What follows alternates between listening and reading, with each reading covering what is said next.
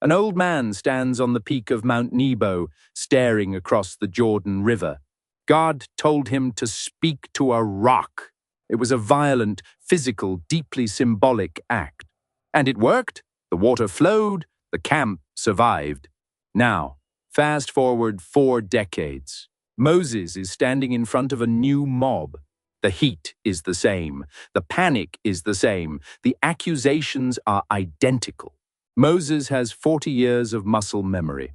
When a rebellious mob threatens the camp, you bring down the staff of judgment. You treat them like rebels. But God's command in Numbers 20 has changed.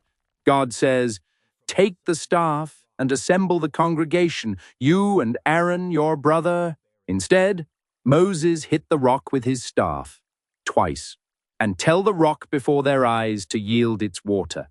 God wants the staff present as a symbol of pastoral authority, but it is no longer an instrument of violence.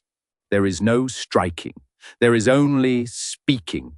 The judgment of the rock is in the past. The new generation needs to see the easy, unmerited grace of a God who provides simply by a spoken word. But Moses is trapped in his own history, and as he walks out of the tent of meeting to face the crowd, he is no longer carrying God's grace. He is carrying his own exhaustion. Moses walks out of the courtyard of the tabernacle. Water came out, but God's judgment fell immediately. The staff is in his hand. The crowd is waiting, hundreds of thousands of desperate, thirsty, angry people. The heat of the Zin desert is suffocating. God's instruction had been incredibly precise. 3 verbs: take the staff, assemble the congregation, speak to the rock.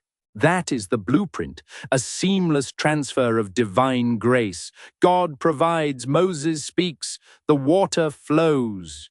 The new generation learns that God is not an adversary who must be wrestled into submission, but a provider who answers their panic with a word.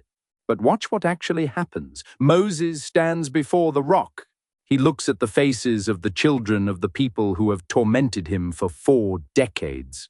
For thousands of years, readers have looked at that scene and felt a quiet, nagging sense of injustice.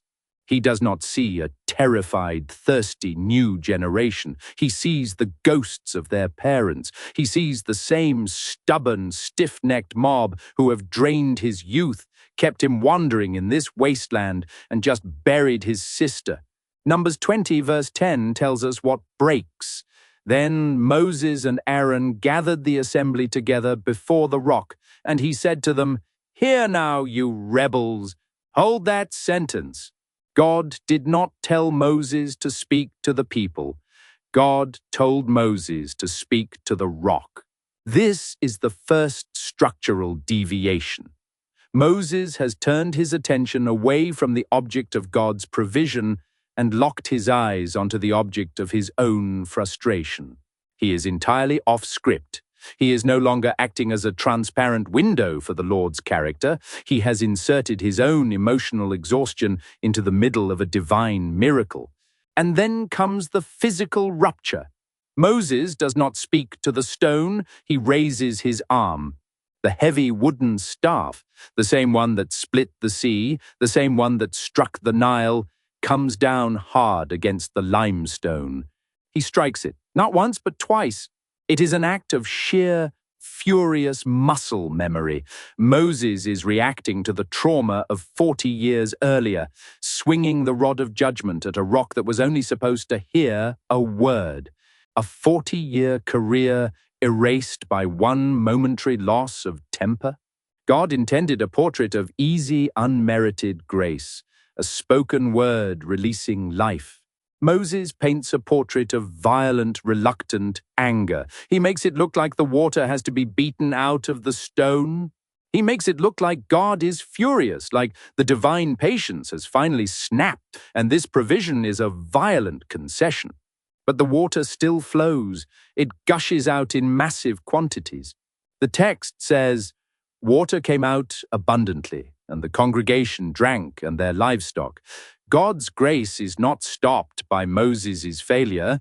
The thirsty camp is saved, the livestock drink, the panic subsides. But the damage to the image of God has been done.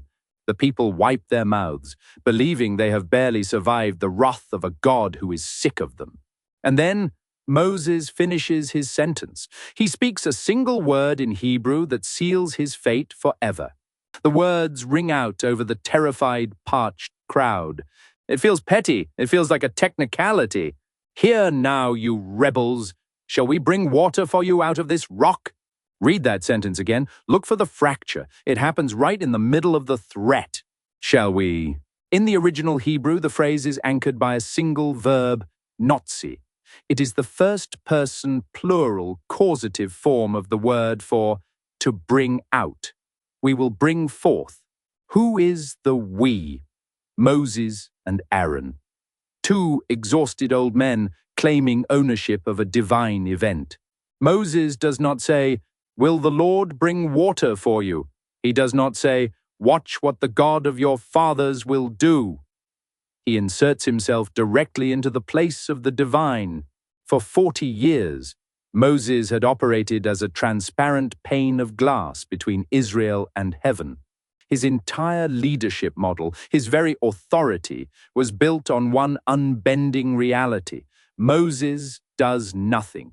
God does everything. Moses is only the messenger. When the Egyptian chariots were bearing down on them at the Red Sea, Moses did not say, "Stand back, I will split the water." He said, "The Lord will fight for you." When the food ran out and the manna fell from the sky, Moses did not say, "Look what I baked for you." He said, "It is the bread the Lord has given you." It feels like God is looking for an excuse to disqualify his most exhausted servant. But here, baking in the heat of Zin, blinded by grief and frustration, Moses steps in front of the glass. He makes himself opaque. He hijacks a miracle of unmerited grace and repackages it as his own personal burden. Think about the mechanism of what just happened. God told him to speak to the rock, which would have proved to the camp that God is the source.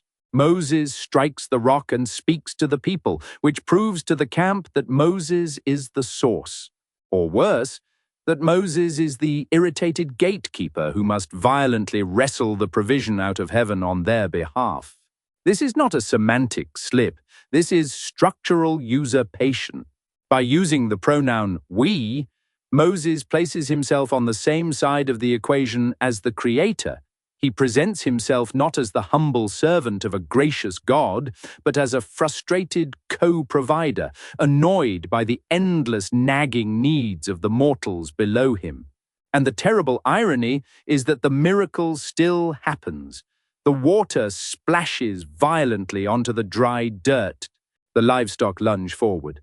The people drop to their knees, shoving their hands into the mud, desperately scooping up the cold provision. The panic is broken.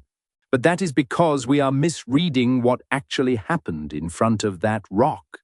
But in their minds, who provided it? An angry Moses, swinging a heavy stick, sick of their complaining. The provision came, but the image of the provider was completely shattered.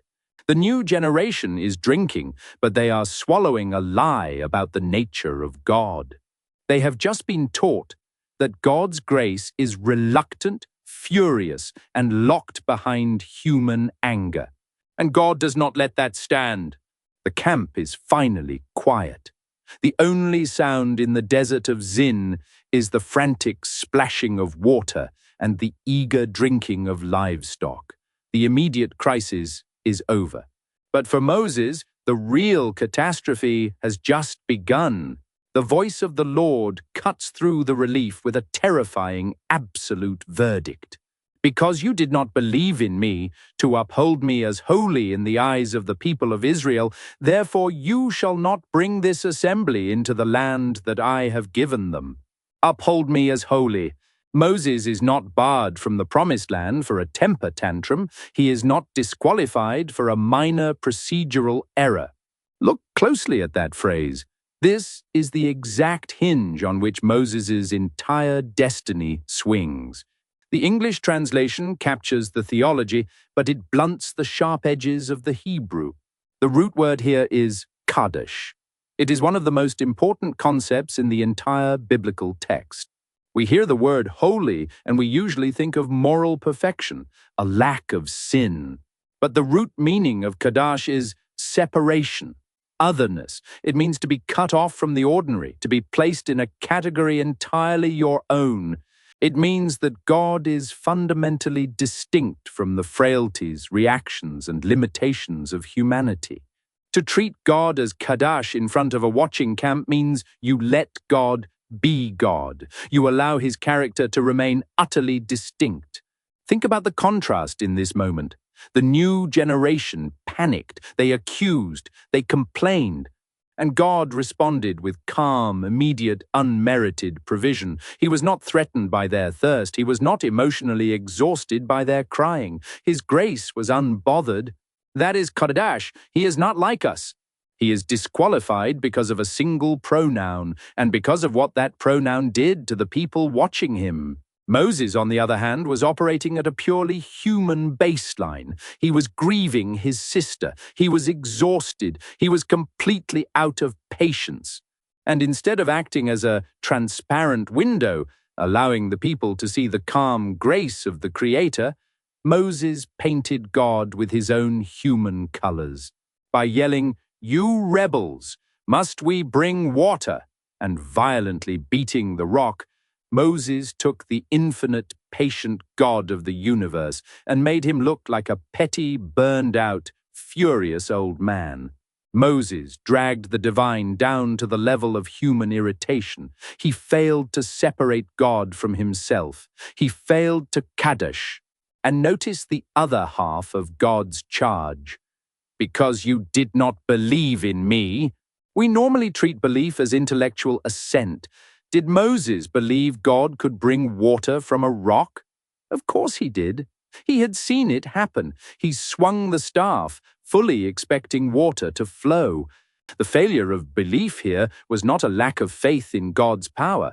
It was a lack of faith in God's character.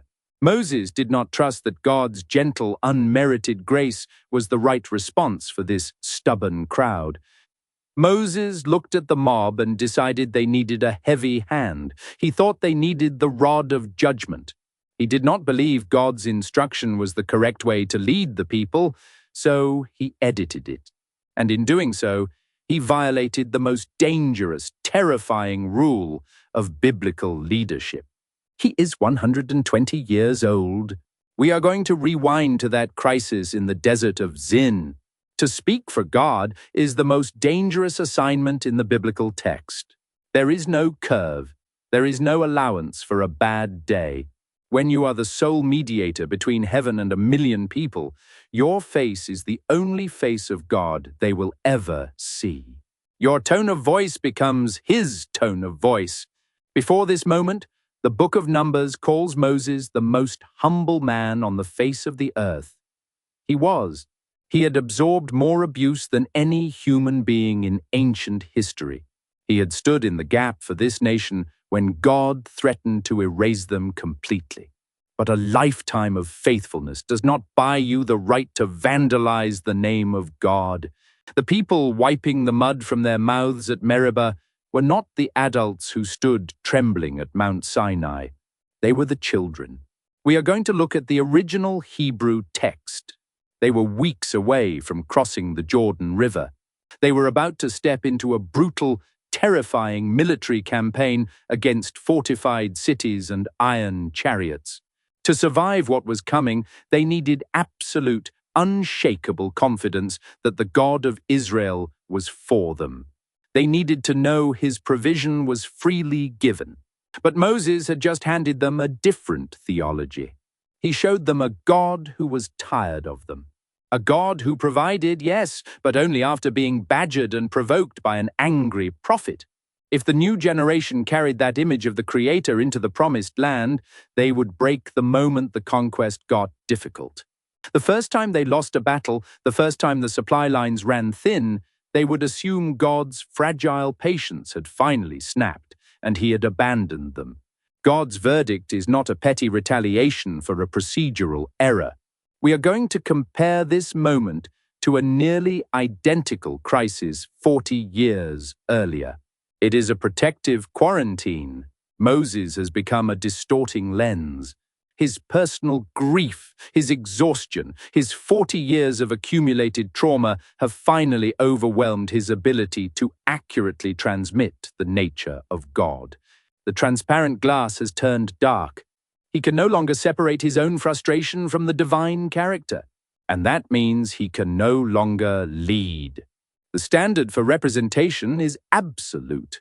The closer you stand to the glory, the more devastating the consequences when you misrepresent it. Moses survived Pharaoh. He survived the plagues. And we are going to discover what Israel's greatest leader actually broke at the waters of Meribah. He survived a golden calf, a desert wasteland, and a mutiny that swallowed his own cousins. But he could not survive placing his own anger in front of God's grace. He will not cross the river. An old man stands on the peak of Mount Nebo. He looks down into the Jordan Valley. Jericho is shimmering in the distance. The land he spent his entire adult life marching toward, the land he endured 40 years of mutiny and graves to reach, is right there. He can see it, but his feet will never touch the dirt. To understand why the verdict is so severe, you have to feel the absolute weight of what Moses has already survived. When we first read this verdict, it feels like a tragedy of disproportionate anger, a great leader disqualified by a technicality. But that is because we measure the failure by the physical action, hitting a stone. God measures the failure by the distortion. At the waters of Meribah, Moses took the infinite, patient grace of God and dressed it in human exhaustion. He stood in front of a terrified new generation, used the divine we, and swung the rod of judgment. He taught the children of Israel that their God was a furious, reluctant provider who had to be battered into supplying their needs. You cannot act as the lens for the Creator and paint the glass dark with your own frustration. The standard for representing God is terrifying. When you speak for Him, you do not get to weaponize His authority to vent your own burnout. But do not mistake this severe consequence for eternal rejection.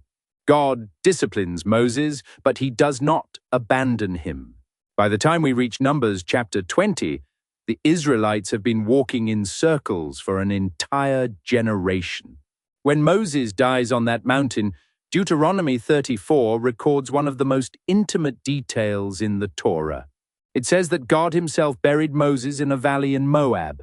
No one else was there. There is a deep, quiet tenderness in that final act. Moses loses the geography, but he does not lose his God, and the exile does not last forever. Centuries later, on another mountain, inside the borders of that exact promised land, 3 disciples wake up to see Jesus transfigured in glory. And standing right beside Him, talking with Him about the exodus He is about to accomplish, is Moses. He finally made it in. The story of Meribah is not about a petty God looking for an excuse to strike His exhausted servant. It is about a God who is fiercely protective of His grace. This is not the hopeful exodus out of Egypt. He refused to let a thirsty, panicked generation believe that they had to pry their survival from angry, reluctant hands. His provision is free, and He demands that the people who carry His name to the world make that clear. If this changes how you read the wilderness narrative, the biggest thing you can do is subscribe. Leave a comment below and share this video with someone who might need it. That is genuinely how this channel grows and how people find this content. Thank you for watching. Please keep us in your prayers. God bless you. This is a funeral march. The adult generation that refused to enter the land decades earlier has been dying off, week by week, tent by tent, exactly as God said they would. Moses has buried almost everyone his own age. For 4 decades, he has endured plagues, mutinies, desert warfare, and the relentless complaining of 1 million people. He has survived a rebellion by his own cousin Korah, where the ground split open. He has stepped between God and the camp multiple times, begging God not to wipe them out. He is tired. And then the water runs out again. It is the classic wilderness crisis. The people gather against Moses and Aaron. They complain. They weaponize their nostalgia. Why have you brought the assembly of the Lord into this wilderness that we should die here? It is the exact same accusation they have leveled at him since day one. Moses and Aaron do what they always do. They fall on their faces before the tent of meeting. The glory of the Lord appears. He is Israel's greatest prophet. He is the man who stared down Pharaoh and split the sea. And God gives Moses a specific set of instructions. Take the staff, assemble the congregation, speak to the rock. It seems simple, but something inside Moses finally snaps. And what he does next will cost him everything. The opening verse of Numbers 20 contains a detail that is easy to skip, but it changes the emotional gravity of everything that follows. And Miriam died there and was buried there. She was not just a sibling. She was the girl who watched his pitch-lined basket float among the reeds of the Nile. But he's going to die on this mountain. He is forbidden from taking a single step into the promised land. She was the prophetess who led the tambourines when the sea collapsed on Pharaoh's army. She had been with him from the beginning. Now she is gone. Moses is burying his sister in the wilderness of Zin. It is a brutal limestone expanse where the heat bakes the moisture out of the dirt. And the very next sentence in the Hebrew text does not offer comfort. It offers a crisis. Now there was no water for the congregation. Before Moses can even sit in his grief, the camp turns on him. Look at the timeline. This is the first month near the end of the 40-year wandering. For 4 decades, this camp has functioned as a slow-moving funeral procession. Think about the math of the wilderness. To bury an entire adult population over 40 years means Moses has watched funerals every single day. Hundreds of graves dug in the sand, week after week, month after month. The old guard is gone. The people gathering into a mob right now, they are the children. This is the new generation, the ones who are supposed to finally inherit the promise. And what do they say? Would that we had perished when our brothers perished before the Lord. Why have you brought the assembly of the Lord into this wilderness, that we should die here, both we and our cattle? And the reason for this exile is one of the most unsettling, disproportionate punishments in the entire biblical text. It is a ghost story. The children are repeating the exact script of their dead parents. They are romanticizing the past. They are weaponizing their thirst. And thirst is not a theoretical problem. Thirst in the desert of Zin is physical panic. It is a biological countdown. It strips away civilization. Imagine the noise of it, the screaming of children, the frantic, guttural sounds of dying livestock, the dry, cracked panic of 1 million people realizing they are days away from death. Faced with this mob, Moses and Aaron do not argue back. They do what they have done for 40 years. They retreat to the entrance of the tent of meeting and fall on their faces. It is a posture of absolute surrender. It is the posture of men who are grieving, exhausted, and completely out of options. And the glory of the Lord appears. Notice what does not happen here. God does not judge the crowd. He does not send a plague. He does not send fire to consume the camp. God actually responds to the new generation's panic with unmerited, patient grace. He gives Moses a simple directive. Take the staff and assemble the congregation, you and Aaron your brother, and tell the rock before their eyes to yield its water. If you grew up in Sunday school, you know the story. It is a command of pure provision. But to understand why Moses fails so spectacularly in carrying it out, you have to realize that this is not the first time Moses has stood in front of a thirsty mob. He has been here before. 40 years earlier, almost to the day, the Israelites had just crossed the Red Sea. The memory of Egypt was still fresh. They camped in a valley called Rephidim, and the water ran out. In Exodus chapter 17, we find the prequel to the crisis in Numbers 20, and the similarities are haunting. The panic, the accusations, the threat of a mutiny, but the differences are where the fatal trap lies. At Rephidim, the older generation was not just complaining, they were picking up rocks. Moses got angry. Moses cried out to God, terrified, "They are almost ready to stone me." Think of the physical tension in that camp, the dry, cracking sound of stones being gathered from the desert dirt, the suffocating heat, the narrowing circle of a mob closing in. God intervenes. He gives Moses a specific instruction, but it is fundamentally different from the one he will give 40 years later. God says, "Pass on before the people, taking with you some of the elders of Israel, and take in your hand the staff with which you struck the Nile. Behold, I will stand before you there on the rock at Horeb, and you shall strike the rock, and water shall come out of it." The people wanted water. Look at the specific memory God invokes. He does not say, "Take the staff of your shepherd days." He names the staff of the Nile, the wood that turned a river into a graveyard, the wood that brought plagues down on an empire. It is a weapon of divine execution. And notice where God positions himself. "I will stand before you there on the rock." Moses is told to take the instrument of judgment, lift it over the rock, and bring it down. But God is standing on the rock. The imagery is staggering. The rebellion of the camp demands judgment, but God himself absorbs the blow. The rod of execution falls, the rock splits, and life-giving water pours out for a guilty nation.